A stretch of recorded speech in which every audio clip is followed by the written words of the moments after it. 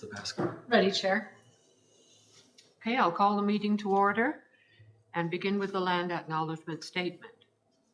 On Tuesday, December 9th, 2025, we acknowledge that this sacred land on which Smiths Falls is now located has been a site of human activity for over 10,000 years and is rich in Indigenous history. This land is the ancestral and unceded territory of the Algonquin Anishinaabe Nation. We are grateful to the Algonquin ancestors who cared for the land and water in order that we might meet here today. We are also grateful to the Algonquin people for their contribution in the making of the Rideau Canal, which runs through Smiths Falls. We are mindful of broken covenants and the need to reconcile with all our relations. Together, may we care for this land and each other, drawing on the strength of our mutual history of nation building through peace and friendship, being mindful of generations to come. Okay, first item business is the approval of the agenda. Someone move that we adopt this agenda, please. Jonathan and Chris seconds. All in favor? Thank you. Adoption of the minutes. Before we adopt the minutes, we just need to make a slight amendment to advise that Victoria Maitland has resigned as of October 2025. That was just omitted from the minutes. So we'll include that. Otherwise, can we have a motion to adopt the minutes? Jenny, and a seconder. Chris, thank you. All in favor? Great. Disclosure of monetary interest, anybody? Okay, let's go ahead then with the priority issues. First one is the Heritage Conservation District. And Carl, you're going to speak to your staff report? Certainly. So on November 24th, I presented an issues and options report to council. So that summarized, sort of provided an overview. The entire draft HCD was appended to the report, and certainly there's a variety of technical provisions throughout the HCD, and Christian from Stantec was available to respond to that. There's a number of we'd identified a number of sections that have come up either through feedback or on our own review that we really looked for council specific directions. So we'll take the exemptions from heritage approval or sort of delegation of authority. There isn't really a off the shelf heritage correct answer to how we want to frame those sections. Ultimately, that comes down to a level of comfort for the municipality, for staff, and the municipal heritage committee. So, but as a general rule, as a general best practice, really minor things usually are exempted from heritage approvals because they don't really change anything. Whereas the more intensive, the more substantial the improvements are or changes are, then the more rigorous the level of review and approval.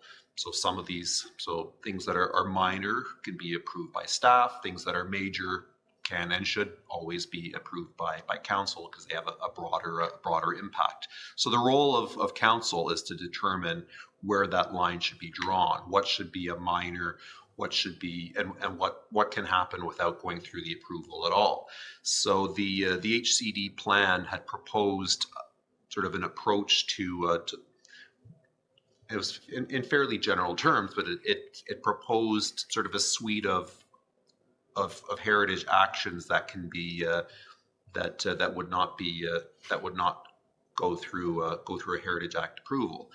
So they also proposed, as far as delegated authority, the HCD didn't propose delegating anything yet. It proposed that a delegated authority provision can be enacted by council at a later date. So if we approve the HCD as written now, everything goes through. Council approval is always the default for everything unless it is either delegated or removed by council decision. So what the HCD is proposing right now is that every Heritage Act thing that is not exempted be approved by council. However, council can pass a delegation of authority bylaw later on that can decide to delegate certain minor things to staff. And then what those minor things are would be defined by council and staff with the input of the Municipal Heritage Committee. So those are examples of things that we looked at through the issues and options report. We looked at commercial signage, because ultimately there is that level of, we're looking for council's direction. How do we want to handle design as it relates to signs? That was a lively discussion. We redid the sign bylaw a couple of years ago. We received some feedback from one of the churches in the proposed HCD boundaries that had some concerns with some of the provisions there. So we got council's direction on that. We'd also reviewed a couple of provisions relating to design and sort of getting council's level of comfort for how they want to proceed. I was happy to see that council was generally quite supportive of the Heritage Conservation District. There's some good questions. There's some good discussion, but the sense I got is that they seem to feel that what was in place we're more or less on the right track. However, council decided to defer, giving us direction on how to finalize the delegation of authority and the exemptions sections of the HCD until feedback and direction was received from the Municipal Heritage Committee. So I think I'll pause there and look for, I think the report's all in front of you, just laying out sort of the issues we were looking at and how we wanted to frame that. And certainly we'll look for the committee's general direction on the HCD as a whole, as well as on those specific items. Okay. So what would committee members like to say?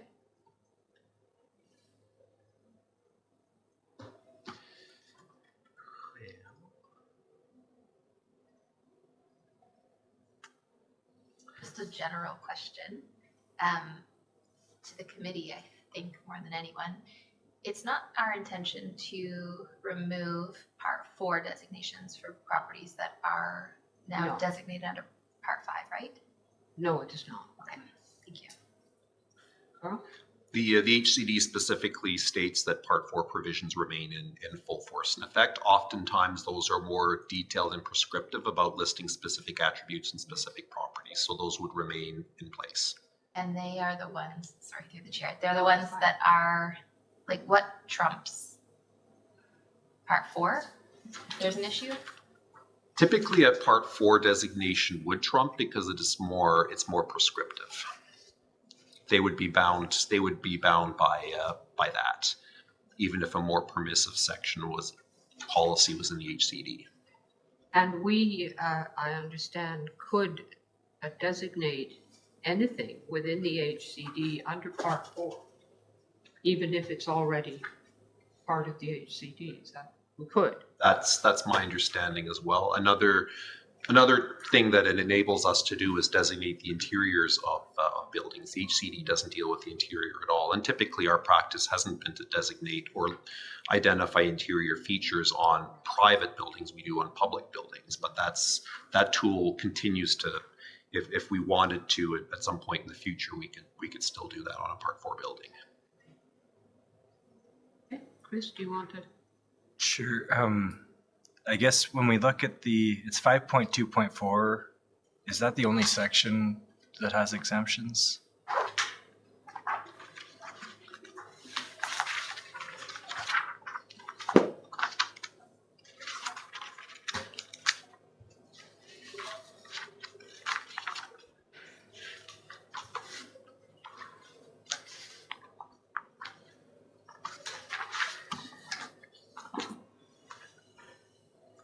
On page 57 in the most up-to-date version. Okay, so that the first one's interior work, which I think, unless there's a Part 4, that makes sense. Alterations to rear facades that are not visible. The key for that one's not visible, so if it's a corner or like the library got through with an exemption, it seems like that is well written. Minor repairs, painting, trim, frames, doors. painting brick or cladding surfaces that have already been painted, I think that one should change because we had a CIP application a few years ago on William Street for a painted brick home that was apartments. And it had been painted in the past and the paint had been failing. So we gave them CIP money to repaint it, but then within a year it started to fail again. So I think the best option at that, if removal isn't possible, then it's just to take the chips, like let it naturally come off, or you could scrape the chips off, but to repaint it, it's just going to keep deteriorating the brick and keep peeling off. So that would be one that I would suggest a change on. It also says brick,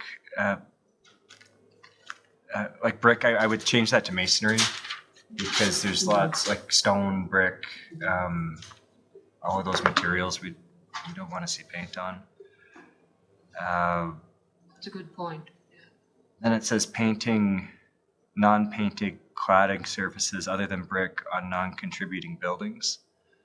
And I'm trying to think in my head what's going to happen where we're going to be like, oh, we should have, what's the exemption to? Read that one again. Yeah, that's the painting non-painted cladding surfaces other than brick on non-contributing buildings. Paint stuff, the usual painting things. Yeah, like what's a non-painted cladding surface? I guess is Well, anything other than masonry. Siding. Any kind of siding, stucco. Would be as long as there's no loopholes in that, I guess it's fine. It's just it's a hard sentence to read. You know what I mean? So, Well, in to that end, like that's the comment that I'd like just somehow to be put into here nicely, and it's kind of a couple bits. So one, the document needs to be accessible to the public to be able to read. It needs to be inviting, and so whether it's this document or the next iteration, or a companion doc that helps people get through this stuff. But then second, is there an opportunity to like amend any of this thing as a working document moving forward? Like, will council ever want to do that? Because like you're picking out really important stuff, Chris, and I think, but like, how are we going to be able to find all of it in here? Like, are there review periods after it goes into some use? yeah, that's a good question. What's the amendment process?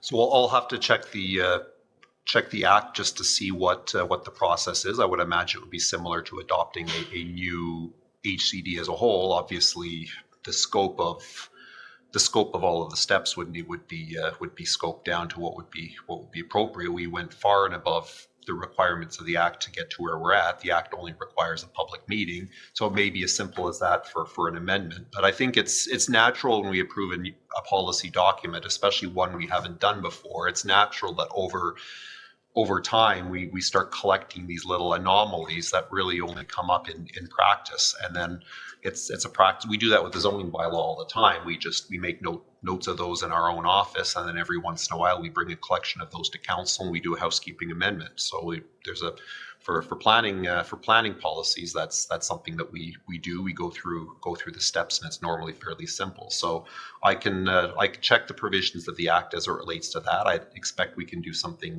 similar. I might suggest for this one here, to make it clear, is that we specifically state that any non-painted cladding surfaces other than brick or other masonry. Hard to paint, unpainted, sorry. So we can wordsmith that, but we can clarify that masonry, that if it's masonry, it shouldn't be painted. And further to Councillor McGuire's point too, in the previous section, so painting brick or masonry surfaces, this doesn't mean that we won't be in position.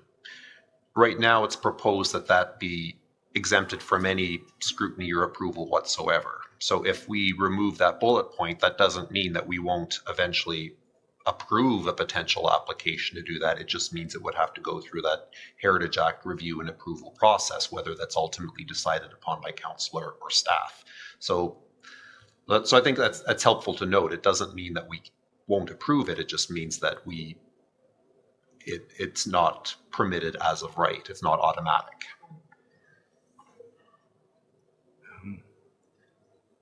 Would the committee like to see some language in that, in the painting section to specify masonry? Yeah, yes. Yeah, if there's consensus.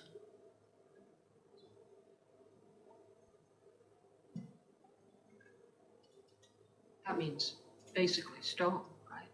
Brick and stone. Brick and stone. Is there other masonry besides brick and stone? Like, Well, I'm trying to think so, what like surfaces. stucco and like concrete Stucco blocks masonry? and all that stuff. Yeah, I don't know. Yeah, I think this is where, this is why we've got a consultant, right? Like the professionals should know what the, Yeah. But I'm trying to think what other surfaces, like what surfaces can you think of that get painted and within a year it starts to peel? People don't go around painting vinyl siding. Is it vinyl nowadays? Whatever that. Yeah. If people don't paint that, the paint wouldn't even stick to it, would it? Yeah. So, Yeah. So, I don't know. And I think like the applied, like what I would envision down here is like there's the huge block of buildings right by the bridge that are all painted, and I guess this would give them permission to repaint over top of that. But then the question is, if they go to do that, is that at all what the town wants? They want that to be addressed and fixed. You mean Like that's- Washburn block? Yeah, I think so. Yeah, and it's all painted and it's all falling apart in different bits and pieces. Yeah. And that's what, that's a specific thing that this is going to be relevant to. And so I'm not, I don't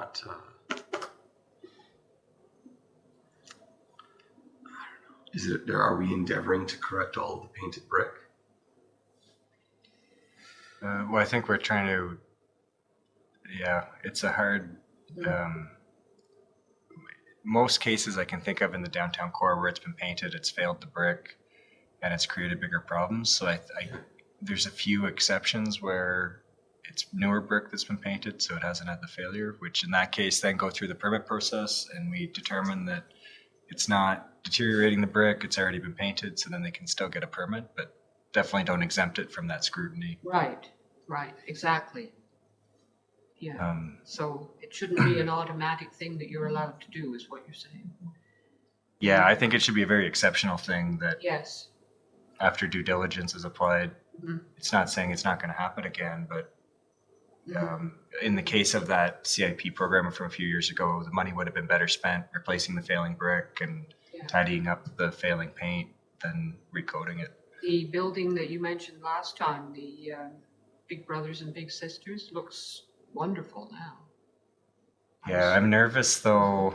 Lasts, but Yeah, because I don't know that the homework was done on the technique, but it's going to be a case study. But it looks a lot better than it did. Yes, yeah. Yes, it No, I certainly think does. it's a proof I of did concept. ask them if they said they thought it was new brick, not Yeah, that it wasn't really old. it seemed to be 1950s era estimate, but until it's got 5 or 10 years under its belt, we'll see. Right, that's true. That's true. But even so, I think what they did is better than if they had just painted it again. Yeah. The next one on the list, sorry, let me just make sure if I'm in the right spot here. Is replacing windows like for like, which I think is, not a problem. Replacing roofing with the same materials. That one, like if you have, like if the original roof was one type, it's been replaced with another type, and then that's this current like for like material. it's kind of like the paint situation again. Do you want to like continue the?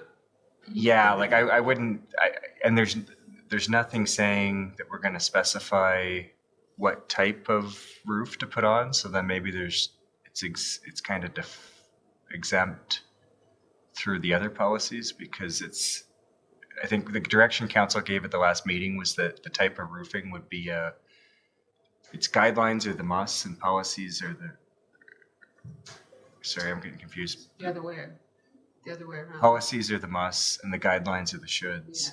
Yeah. And the roofing was considered a should. not a must. So I don't know if there's any point. Like, do you still need a permit for shoulds?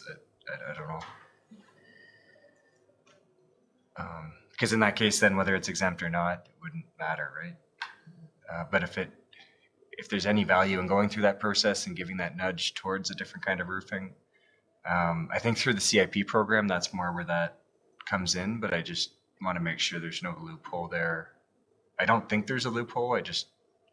Because I don't think it's going to be scrutinized because it's a should, not a must. So if that was an exemption, the folks inside the HCD, depending on where they are, they're still bound by this 4317 roofs and parapets area, right? So even though they don't have to get a permit, they do still need to follow the policies that are outlined. This is what I'm trying to Nailing down at. Yeah, because if it's in the Do you know the answer to exemption, that? does the exemption override On the? page 24 is the other part. So like, it's no problem then. Like, if you don't need a permit, if you still have to follow those policies, but you're just like, we expect you to do your research and to do it well. And if you don't do that, then getting involved the same way. Well, and if there's no permit, what's the policy procedure for? You just have to do it right, I guess. Kind of like putting your garbage out. We expect you to know how to do it. Is that it? So part of that. This is where the loophole is, that it's kind of a gray zone. That's why we want to make the document very accessible so that people will learn to use it and they feel invited to take a look at it when they're doing their planning. So, but yeah, do you know what works? So consider neutral color. Okay, so replacing existing windows or doors with new features of the same materials, styles, and dimensions. So if it's strictly a like for like, if they're changing the material, styles, or dimensions, then that automatically that would go into a heritage approval process. If they're not, if they're just replacing like for like, exactly like for like, then should they be allowed to do that as of right without running it through us through an approval? And I guess the clause is it's fine if the like that's being replaced is the original, but if it's been replaced with something that takes away from the building, and this goes for the part about the downspouts, soffits, and gutters too. If it's already been replaced with something that's not suitable, then a like for like replacement isn't. It's just extending that grandfather clause that we're trying to. Like the windows where it should have been arched, but they put a flag thing. Yeah, like next door is a good example, right? So like for like, then it would still be wrong. Yeah, and because our downtown's of a certain vintage, it's a lot of the original stuff isn't there anymore. So the like for like it's just a matter of tweaking that statement to say if it's the original replaced as original. I guess I don't.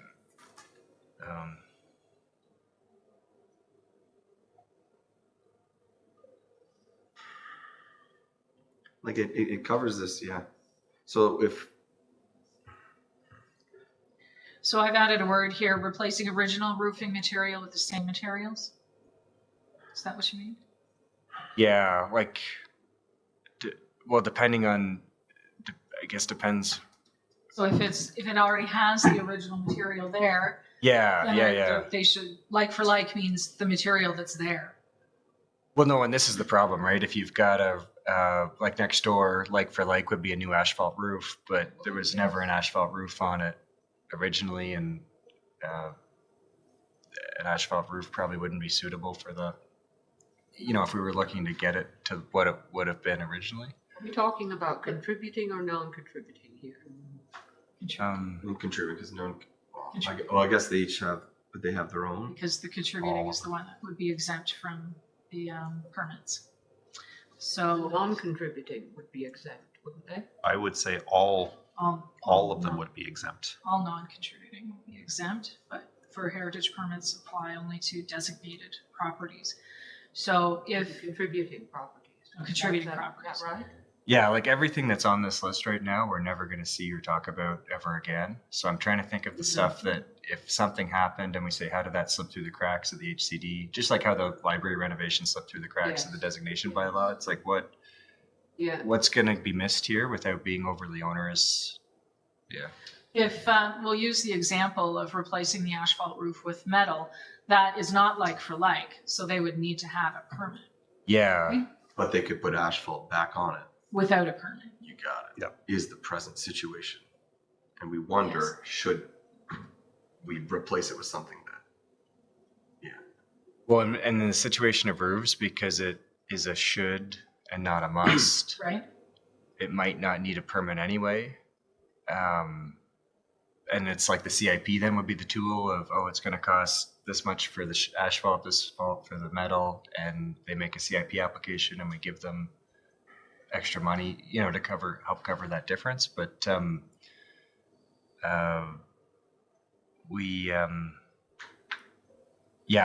not sure, because we haven't done this before. I'm not sure how that process works, and I just want to double check that it's not going to bypass. Well, we don't want to be insisting that shingles be replaced with shingles if metal is better. We don't want. Yeah, and that's what I think the policy is supposed to nudge towards the metal and give other policies like the CIP to insist on the metal. But ultimately, council doesn't want to say metal only because that isn't reasonable Right. to put onto the property owners. Right. So I just want to make sure that having this in here, it probably doesn't. Now, the more we talk about it, like it's probably not a permittable thing anyway, based on how that section of it's written. But then if it is written that way, it wouldn't need to be here. I don't know. It's just kind of confusing. I guess. We're talking about a heritage alteration permit, correct? Well, because we've got like certain everything outside of this list needs a permit if it's a designating or contributing property. Right. But then that permit applies to the guidelines and policies in the previous section or the other sections. And for the roofs, the guideline is a metal roof, but it's not a policy. So it wouldn't be something that a permit would insist on anyway. Right. So is there any point in having them go through the permit process, or would they have to, like, even though it's listed as an exemption here, it probably wouldn't matter anyway because there's no policy associated with it. So maybe it's all, I shouldn't have brought it up. We have an option. You can either leave it in or remove it. And then if you find later on that it's something that, can be exempt, then it would mean a change to the bylaw, whatever it is council decides. Yeah, and maybe it's just as simple as saying, this is how it's meant to work. If Christian says this is how it's meant to work, and we say, okay, yeah, that's what our intention is, or that's, there's no loophole here, then. I think one thing that we have exposed here, though, that's very useful, like if we look at page 54, that's got your flow chart for alteration permit process. Is there another flow chart in here that's like at the start button, do you require a permit? And that's like it should come all the way down, but this flow chart doesn't include that. So, because we're really talking about using the document right now, we have a question and we're looking at the applicable guidelines, and so this is the applied use of the document. So on page 54, if that's the only flow chart about how to use the document, then it might. Oh, okay, no, there's one on 4 too. Yep. Is that one got? Are you located in the HCD? Yes. Are you subject to designation? Is your project approved? Oh yeah, no heritage permit. On page 54, so there you go.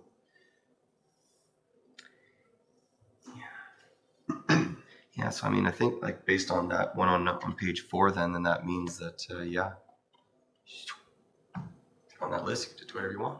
Scoop past the policies and carry on, right? It's an exemption. It's an exemption. Maybe council should take a close look at those exemptions. Would be a thing that maybe we say. Would that be helpful? They've asked us to take a close look at Which we We are can now still doing. approve Yeah. the HCD plan without having this. Oh no, that's for staff approved. No. Well, The delegated authority is for the next frontier. So I think I don't know that we need to go into this too much more. Like I think there sounds like there's consensus on the masonry surfaces and the painting. It sounds like there's consensus for the same materials, changing that to original materials. The roof, there's some questions on just how does that interact with the roofing section. But the rest of them, the only other one was the annual streetscape planters and park landscaping, because there's a bullet that says vegetative landscaping, planting flower garden shrubs, laying and removing sod, or modifying garden beds and planters. But then there's a second bullet point that's either redundant or exempts the planters. And if we're going to include the furniture and the light standards and the other part, then I would say if the lower part's talking about the physical planters themselves, then it should be included.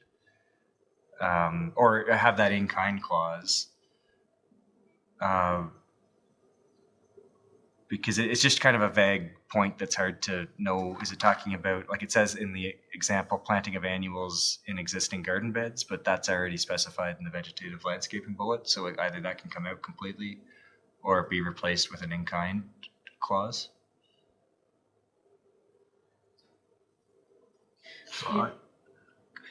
So I would read that vegetative landscaping bullet to refer to private property, and then the annual streetscape planters and park maintenance to refer to that's in a public. Sorry, through you, Madam Chair. That's fine. Go ahead. So I think I think the scope of those bullet points are different. One applies to private property, the other applies to municipal operations and municipal land. Okay, but that's not specified in 5.2.4. So you know what I mean? Just that language, it could be cleaner and more Yep. straightforward for.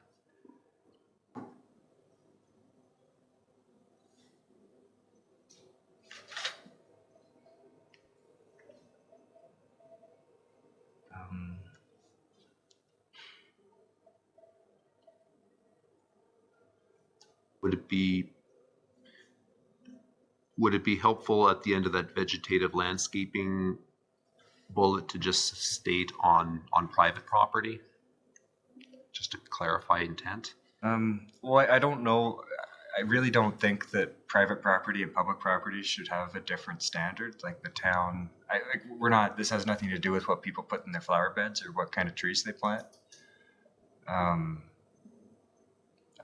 Because I think there's other policy, like for tree planting, we've got another policy for that, and flower beds are like painting, it's up to the.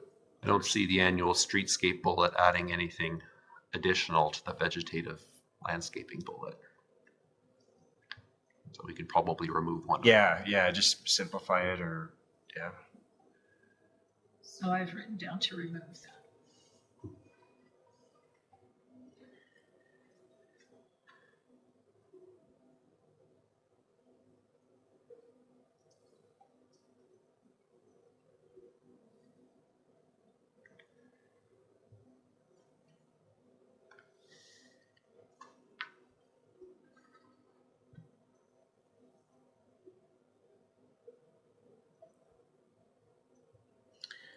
So can I just get a quick check here? So bullet point number 1, the interior work, we're okay with leaving that in.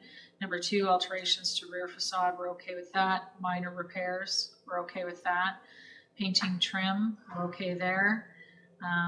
Painting masonry or cladding surfaces that have already been painted, we're removing that. Sorry, I added in the word masonry. Painting brick or cladding surfaces that have already been painted. Are we removing that or just Yes. removing? Painting painted cladding surfaces that we're modifying to say surfaces other than masonry other masonry, non-contributing buildings. Is that how we're adjusting that? Yeah, Your recommendation if- is to adjust it that way, okay? Replacing existing windows or doors with new features, we're keeping that in as is. I think it needs to be of the original material, style, and dimensions instead of the same, because then that cuts out the opportunity to have a bad like for like. Yeah, um, yeah. So replacing existing windows or doors with original features of the same material, style, and dimensions. Okay, keeping that in. And then replacing original roofing material with the same materials and leaving that in.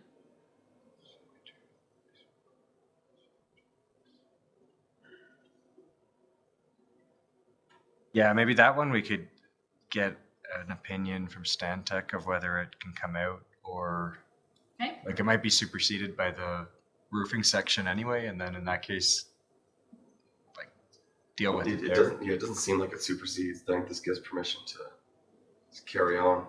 Yeah. If you've got something there, then you get to keep using it. Use it till you live. Which I mean is it's the case in a lot of heritage conservation districts, isn't it? You can keep using what you've got and maintain it, and repair it. Yeah, and there isn't a requirement to go back to Right. the original, is there?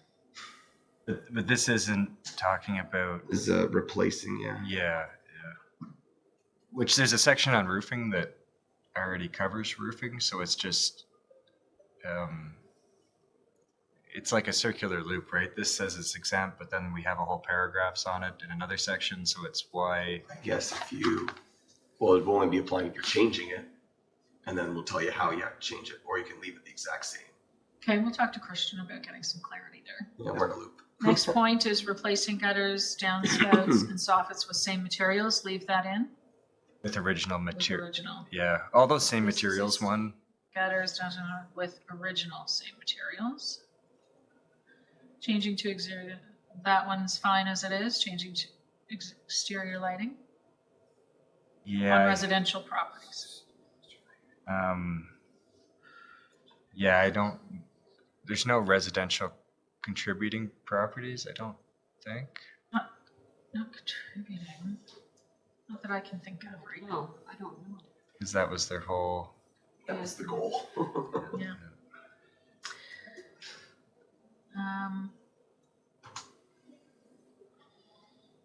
Yeah, I'll come back to that. And then the last point we're removing.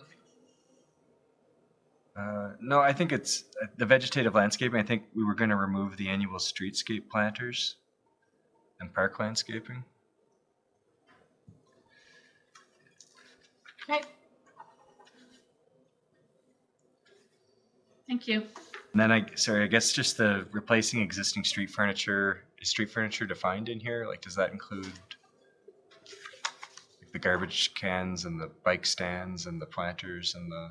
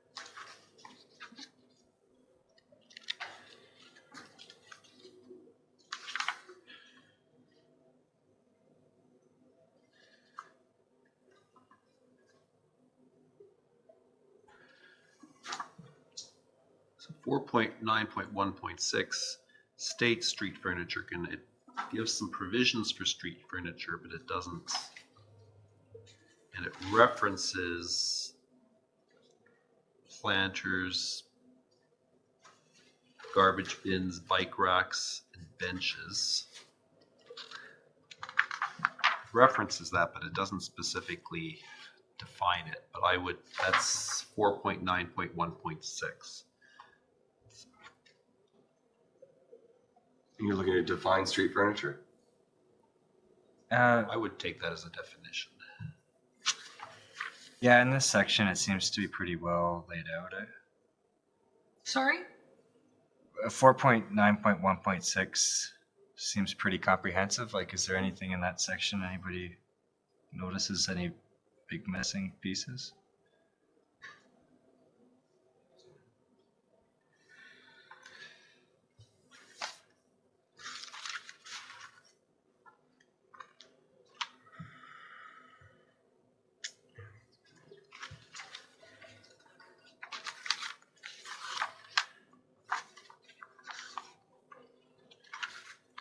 I guess the only one that we've got that I can think of is the planters, like the planters that get placed and removed in the fall.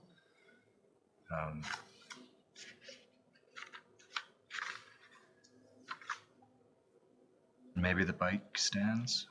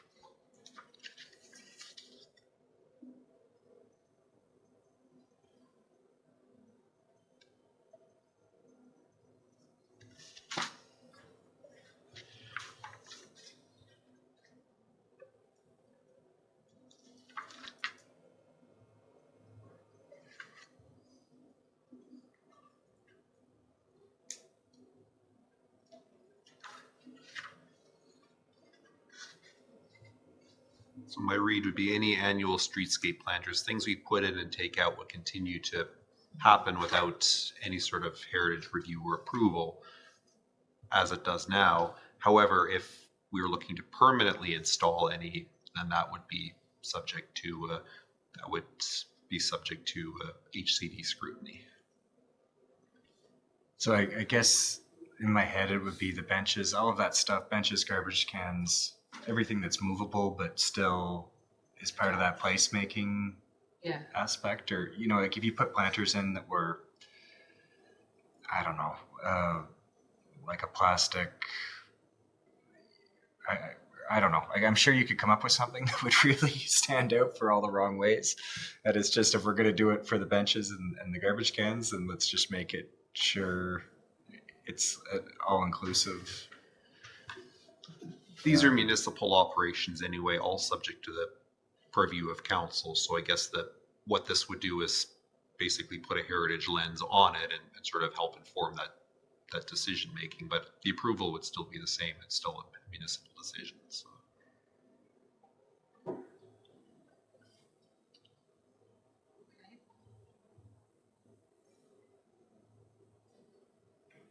Want to change that then, or leave it, or?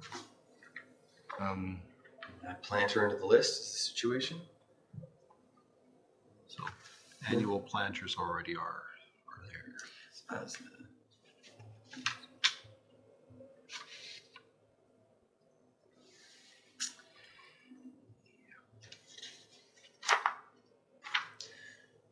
So look for committee's direction if we want to tweak that. You want to? I would. Okay. Good. You'd like an Sorry, adjustment? you do want to adjust it. Yeah, I would, everything that we're putting on the street, it's like if you're setting the table and you use one style of plate for one thing and a different style of bowl, you know what I mean? It's like you want everything to be of the same set. Of course you do. And it's just, right now, those are loopholes. So I would say either all or nothing, and we've got some of it, so. And there are places within the district with different types of planters right now. There are places with little wooden things Yeah, on legs, and then there are those big, Black ones. yeah, so you might want to standardize that.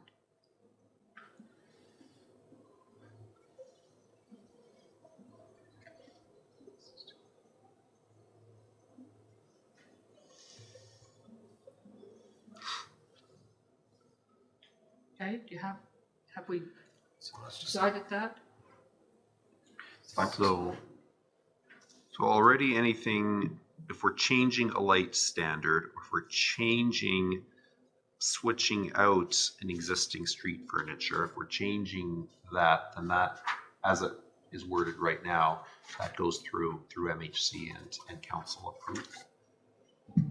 So I think in that case, if there were a couple of different standards throughout the town, it wouldn't require, there wouldn't be municipal, or there wouldn't be heritage approval if we were changing, or if we were just swapping out like for like, even if that perpetuates, so long as it's existing, then there's no, right now, the way it's worded, if we're replacing and not changing anything, then that wouldn't require MHC approval. So I guess if the goal is to eventually standardize, I'm just trying to think, I'm trying to wordsmith how that should be. I think that intent's already conveyed in the public realm section. Yeah. So I guess, yeah, if there's a catch-all in the street furniture section that just takes into account everything, then we're good to go. And it's just double checking that catch-all is there. And that not necessarily a like for like, but a replacement in the style that's described in the street furniture section. Changes to planters, planting, and street furniture to accommodate seasonal programming are encouraged if the changes are reversible and in keeping with the character of the HCD. And that's the guideline. Okay. But technically, any kind of furniture is reversible because it's, Yes. It can be removed. yeah. So maybe it's another one that we can kind of give to Christian and say, hey, seems like there's some loopholes here. Can we tighten up the language, or like, what's your recommendation of just to make sure it's black and white? Would it be helpful to add a new guideline under 4.9.1.6 to standardize street furniture across the district, to convey that, to more clearly specify that intent? I would say policy. You mean if somebody wanted to change what was there, that they would then be standardizing? Or do you mean require everything that's not standardized to be changed? That's not the same thing. We'd have to identify what the standard is and Right. which ones could be replaced like for like versus which ones would need to be switched out to the new standard. Is this just stuff that the town is putting out, or is this, okay, this isn't like if a business has a bench that they put out in front of their own? Well, we do have examples. We of do that. have, that has a guideline too.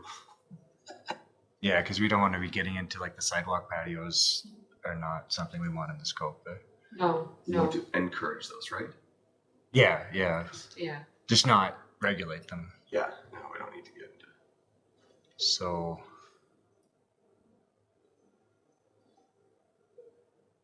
I don't know. I guess the municipality has a record of buying a lot of different types of stuff for a lot of close together places. So if there's enough language in here that gives the municipality the policy it needs to start standardizing that stuff, then great, because the objective's met. It's just the wording to me isn't 100% clear that it's going to have that goal met right now.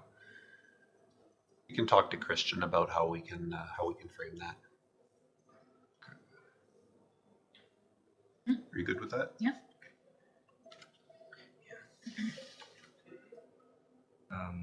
Is there more? For delegated authority, I don't. So there's 5. It's in section 5.2.6, starting on page 59. And the 5 bullet points they have right now are alteration to roofing materials or changing of roofing colors to other neutral colors, replacement of an existing heritage, of an existing heritage feature in kind, alterations or removal of exterior lighting, alteration, removal, or replacement of non-heritage features on contributing heritage buildings, temporary alterations or actions in an emergency where a building is at risk. And I think those all seem reasonable. The clause or just kind of operationally that could be a good practice for us is because this is all brand new to us and we really don't know what it looks like in action. If there was an informal process saying, yes, staff have delegated authority for this, but the best practice is we're going to email the committee and give the committee a heads up on it as we do it. And then if there's a red flag, somebody on the committee can say, hey, I'd like to bring this to a meeting because this aspect might have been missed, or like, just, you know what I mean? Have a conversation about them for the first, I don't know, 5 or like, I don't know, it might take years to get 5, but so either for so many years or so many applications. So we're all on the same page as it gets rolling. Yeah. Yeah, I think if I'm given delegated authority, just speaking as, I guess, the administrator of this program, I would use that authority very cautiously, especially earlier on as I try to work my way through. I would certainly defer to, I would rather consult than not consult and make a mistake later. So I think that's just the general approach that I would take, especially I want to make sure that we are doing this right. So I think that sort of content can go into a delegated authority bylaw. So even the wording here, this may include but is not limited to, so those 5 bullet points, there could be 10 bullet points or 2 bullet points. So I think all of that, it puts all of that to a future discussion. But I think certainly as you state, as we form a delegated authority bylaw, if we do that, then these are I think that consultation framework I would be looking to for MHC's buy-in as well. I'd be looking to talk to MHC before I would bring forward a bylaw to council. For me, depending on how hard it is to amend the HCD, makes this more or less important. If it's relatively easy to change this list, maybe we're getting a bunch of certain kinds of applications every year, and once we've reviewed a bunch of them, we say, you know, we're all on the same page about this. It's very black and white. We missed it the first time. We can add this to the delegated authority. Or maybe there's a bullet point that we didn't think of that's more complicated than it needs to be. We want to take it off. But so I guess if it's reasonable in a few years to amend it, then it's not as big of a deal. But if it's very difficult to amend these things, like a zoning bylaw, or then maybe we need to give it more thought. But right now, with the way it's worded, it seems pretty straightforward. I'd be okay with the points as they're written. If nobody else has any red flags. It kind of defeats the purpose of a delegative authority, right? If everything is going to come back. I understand. Yeah, I don't think it should be, I don't want it to be a policy. I just, for the first couple, so we can understand how but yeah, I see. It's a tricky one. Yeah. I get it. Carl? And a delegated authority bylaw would not be, the HCD simply authorizes us to pass one. So a bylaw itself would not be part of that. It would not be part of the HCD. So we can be very cautious at the beginning and delegate authority for just a couple of things.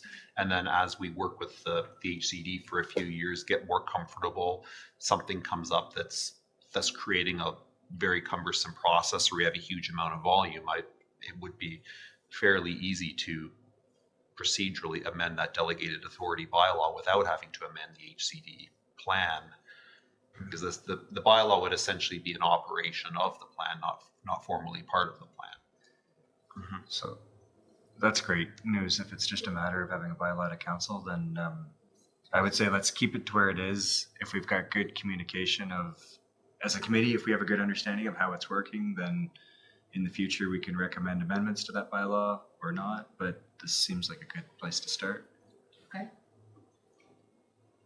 Marie? But initially, we're just approving the plan right now, so there is no delegated authority.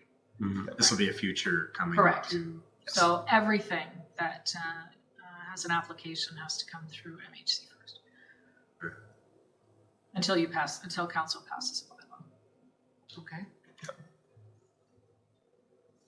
And then I guess the confusing part is you give this to somebody, like, because it's a separate document that this is the delegated authority. Maybe in this section, all we need to do is reference the delegated authority bylaw and have it as an appendix to the HCD. This is the kind of stuff that's confusing me, and I was going to hold the comment, but because you said that, like, I guess in the next iteration, when we get closer to its final draft, it won't have parts inside of it that are like, you could choose to do this later. Like, this feels like it's a report written to council. It doesn't feel like a report that's for front-facing consumption. Do you know what I mean? Like, the audience is council members and like town staff. The audience, but later, will it be adjusted so that the audience is clearly front-facing? In a way, I view this as, Madam Chair, I view this as analogous to the official plan. The official plan contains a whole bunch of things that we can do. The OP establishes authorizing language. We may establish a community improvement plan. We may do temporary zoning here or there. It's a whole bunch of tools that it allows us to do, but it doesn't obligate us to do. So I think the wording in here, I'm reading it the same way, so that we can do a delegated authority bylaw, but we don't have to. We can simply take this section and perhaps the next council decides they want to or don't want to. So I think I would view it as more of an operative section. So if we pass, so let's say we bring forward the HCD plan, we're going to develop an operational flow chart, and that flow chart is going to be handed out to residents, and they're going to see sort of the steps that go forward, the application, the MHC review and approval, the council approval, and the permit. If we pass the delegated authority bylaw, then we would just simply amend that flow chart, and we would create a new fork in there that's, if it's delegated authority, this is the step. It ends with staff, and staff issue the approval. So I would view that as more of an operational exercise. But in this case, we have the ability to do it. When I first saw the draft, I was expecting the HCD plan itself would state that X, Y, and Z are delegated to staff. I was a little surprised to see that this is just kind of kicking the can down for a future conversation. But the more I think about it, the more it makes sense. It gives us the opportunity to kind of test it out a little bit, get council, MHC, staff comfortable with the processes. And then as we have that, then we can decide later on, without having to amend the plan, we can decide later on to delegate what we want to delegate authority to, if we even want to do that. So I guess the only change maybe that needs to be made to that section to be a line that says, have a placeholder for the designated or the delegated authority bylaw in one of the appendices, and then have a line that references, like if council's passed a designated or a delegated authority bylaw, it can be found in, or go to appendix whatever to find the delegated authority bylaw. Because that, we could add an appendix to the plan just to have it all in one place, right? If somebody's... The only suggestion I would have is that it be worded so that we don't have to go through a plan amendment. Yeah. To change. Because we don't have to do a plan amendment to change an appendix, right? An appendix is just an attachment to the end. think if the plan says so. So we could state that this shall be attached as an appendix, and it can be updated without amendment to this plan, or something along those words. Like an example, we have an appendix in our site plan control bylaw that lists the materials that need to be submitted to be part of a complete application. It states that's a part of the plan, but it also states, the bylaw states that schedule can be updated by staff without having to go through council. Like Appendix C is the resources for property owners and community members. And there's a lot of internet links on there that may change or may no longer be supported. And I'd hope that we'd be able to update those without going through a plan amendment. So if that's the case, then we can also put the bylaw below it in Appendix D and just have a line that references that. That's a good point. We can look into the plan just to make sure that those links and those other supporting materials can be changed without going through the amendment. That we'll run that by, we'll talk to Stantec. Okay, so how are we proceeding now? We've come up with several points that are going to be made. Do we at this point recommend that council accept the plan with these provisions that we've come up with, or do we leave it and have it all changed before we recommend anything? Why don't we recommend what we're recommending, what we've discussed tonight and we've got a consensus on? Mm-hmm. And then we've got the public meeting on Monday, which would be great to see as many members that can come for that. And but I'd still want to see that final draft. Okay. You know what I mean? That final. I'm assuming after this public meeting, then we're going to take. We've been talking about this for months and months. So we should have this polished and ready to be signed, sealed, delivered, and then we can. Okay. Okay, that sounds good. Yeah. So we're not going to make a resolution at this point, or are we making a resolution that regarding these changes? I guess I think it's.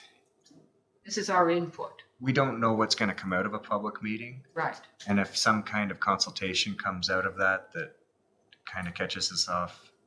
I'm not expecting any surprises, but it would be disingenuous to have a public meeting without looking for public input. So just in that process, I would say maybe something will come up there that none of us have thought of and we need to go back to the drawing board on a section, but I'm hoping that this is pretty much to the finish line.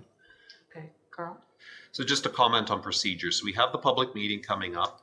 We have a priority item on committee of the whole on Monday, sort of summarizing, sort of bringing forward to council the feedback we've heard at the public meeting, feedback from here, anything else we've received. We've done some consultation with sign manufacturers as well as directed by council. So assuming nothing significant happens there's the possibility, and council doesn't have to, of course, but there's the possibility that council may approve that if nothing significant comes up, council may choose to adopt the HCD on the 15th. Alternatively, we can hold off until January. I'm not sure if that's going to make that big a difference, but those are that is the possibility. There is we may be in position to adopt the plan on the 15th.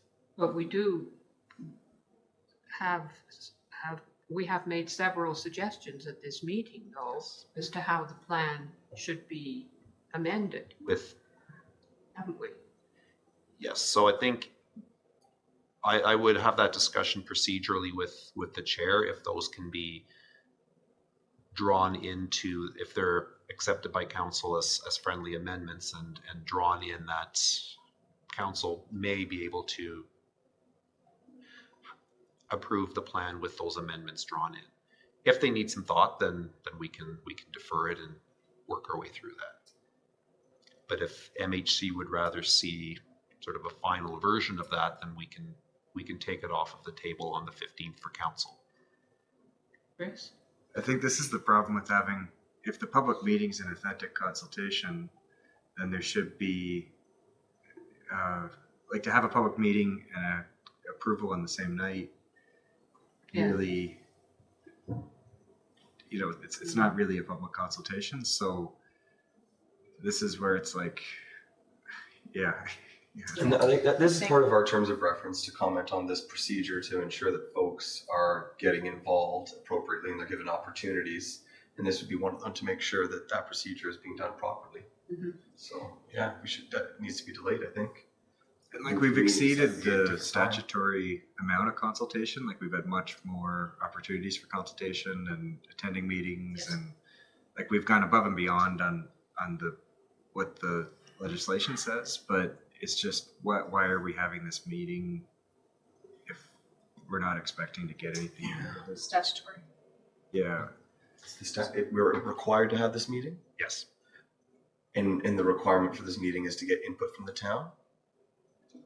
From the public. Yes. Well, yeah. Yeah. So I mean, Yeah. I agree with the idea that it would be very disingenuous to be planning to pass something. Well, planning to and passing it. So if no feedback arises, then there's that opportunity. If feedback arises that requires us to reconsider, then absolutely deferring it to reconsider is prudent and appropriate. Right. That is, Jenny? I'm just trying to think back to when council discussed this previously. Were they waiting on a recommendation from us before going ahead? They wanted our input on those 2 points, and then there was several amendments that I brought on things that we've discussed as a committee before that weren't fully implemented. I'm not remembering them all right now in a way to be able to list them, but it was really encouraging because a lot of the stuff, like when the sign bylaw came forward, and a lot of our ideas were not brought into it at the HCD, they did seem receptive to it. So everything that was suggested was passed. It's just I'd really like to give that version from November 26th a solid read through, and they've been great at incorporating the comments from the first round. So I've got pretty high expectations for that. I just haven't had a chance to.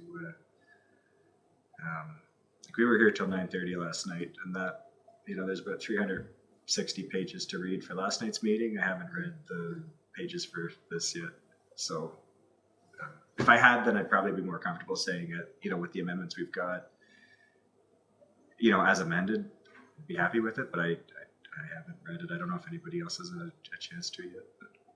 I mean, ideally for me, it would be nice to see a product that has incorporated everybody's final comments that we can Yes. make Yes. Comfortably offer Yeah, to council. comfortably say, we as the MHC, whether that's accepted or not is irrelevant, but it would be nice to just have a finished To have a project, yes, it incorporating would. everybody's comments that we can So, say yay or nay to. so we've suggested some amendments, and we would like to see the final version before we, I know that delays the process, but I think it would be. well, delays it by 1 month, that's all.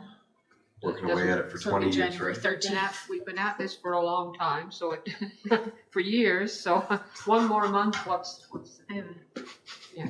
Will that affect the CIP? So we need to get that open too. I don't see that affecting the CIP. The wording for the CIP just simply expands the definition to include Part 4 and Part 5 property. So if the Part 5 designation doesn't apply yet, then the funding programs wouldn't It'd be a apply public- So we accordingly. can still open CIP. Yes. Thank you. Please push back a little bit to accommodate. Later? Okay. Don't get me started, Dorothy. There was a public notice, Dorothy.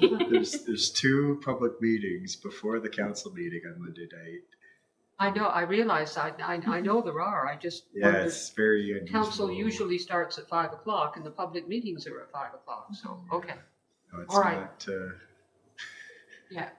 I don't know. Maybe it'll be. We haven't got out of here before 8 Hmm. in the last few weeks, so maybe this will be. If it's a light council agenda, maybe we can do it. Okay, are we, So To confirm the committee's direction and just to minimize the number of times I'm sending Stantec back to amend the draft, perhaps what I'd suggest then is we'll have that conversation with Stantec tomorrow in terms of the changes that the committee was looking for, and then any changes, and that can be stacked with any changes that, well, ultimately council will make the call on amendments, but that will be stacked with, well, I won't instruct Stantec to make a new draft until they've considered everything that came from you, came from council, and came from the public. Right. So any comments committee members have on the November 26th edition update need to come in by the end of the day, Monday, or kind of that public meeting. You know what I mean? That's the Monday at that public meeting is the deadline. Sounds good. So my report to committee of the whole on Monday will include all of the feedback that I've received to reporting deadline, so by Thursday. So any feedback that comes in at the public meeting will then be considered by council. I'll summarize for council, for any councillors who aren't at the public meeting on Monday, I'll summarize that feedback to council, and we'll get council's direction on that as well. Okay, and then will that come back to MHC? So what I'm hearing from MHC is they'd like to see that final version before It gets passed. before passing a resolution. Okay, so then it would have to come back to the January 13th meeting. Yes. Okay. Everybody okay with that? Oh, that took a while, didn't it? All right. Now on to a less contentious issue. Okay. I want to get this right. Priority issue number 2, the old water tower. Oh, did you want to go ahead? Or if you've got a print. No, you go ahead, Carl. I just have a bit of an update. Knowing this was on the agenda this evening, I reached out to our Director of Public Works and Utilities. So he'd advised that he's going to be bringing forward, I don't have a date yet, but soon he's going to be bringing forward some financial information that's going to help inform sort of the financials of whether or not we leave the so if we were to leave the existing water tower, how much would it cost to maintain? Does removing the water, does that create a different maintenance? Those are all technical and financial considerations we don't know the answer to yet, but certainly would inform an eventual council decision on that. So we don't have anything budgeted in 2026 for either an improvement or renovation or removal of the water tower. So I think unless council wants to amend the budget or apply funding later on, it's not on the table right now. But I think at this point, all that we can say is that we are planning on coming back to council in the coming months with some financials that'll help inform a decision as to whether we want to maintain it or not maintain it. So. Well, with that in mind, if there's nothing budgeted for removal in 2026, perhaps we could discuss this at a later meeting.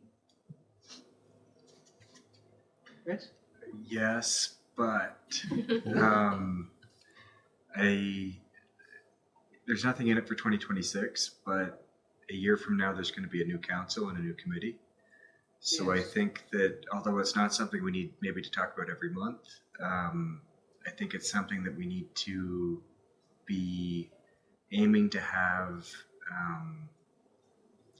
our position clarified and well described by June, July, because by August, September, then things are going to be rolling for the election. And in the past, we've received information from Public Works about cost estimates for an engineering study to see what it would cost to stabilize it in place with no water, what it would cost to put a coat of paint on it, and really that's the fixed cost of maintaining it. And those weren't excessive the last time they came, and I think the study, I want to say it was a 5-figure number, like 50,000 was around that ballpark. So if we know that it's not a crazy cost to take a look at stabilizing it, then we can say, okay, could we do a petition and see how many people in town are really keen on keeping it? Could we do Petition. Well, there's going to have to be something that shows that it's Sure. more than just, But to all that end, like it's inside the Heritage Conservation District. It's going to be protected under that. It's a structure that can't be demolished without approval, based on what I've been Yeah, reading about. It's listed as a It's a- contributing. Like it's listed as a structure, and then there's further precedent where they talk about water towers specifically, and then if they contribute to like the look of the town, which it obviously objectively does, it's all protected under the HCD. yeah, but the old water treatment plant was protected as a Part 4 property, and Okay. it wasn't enough. And I think that for some of these things, popular support is a powerful tool, because when council is trying to make a priority of how to spend money and what the priority for different spending is, there's a lot of, ultimately it's, what are the priorities of the community? And I think at some point, the stronger the community wants to keep that as an iconic structure that represents the town, then the more of a mandate the council is going to have to spend money on something that's no longer a public works infrastructure asset. Perhaps a public meeting on this topic would draw more people than the HCD public meetings group, right? Hope